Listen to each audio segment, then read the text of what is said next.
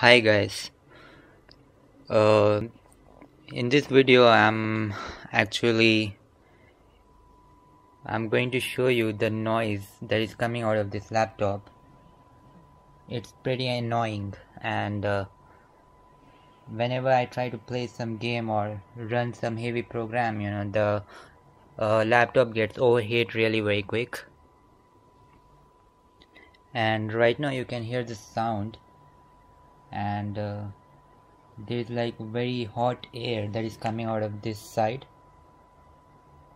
Yeah, the vent kind of thing that is made over here to the right, to the left side of this, the hot air keeps on coming out of it. It just keep um,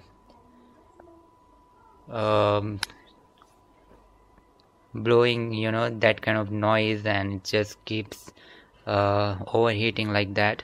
So I'm just trying to figure out the way how I could fix this issue.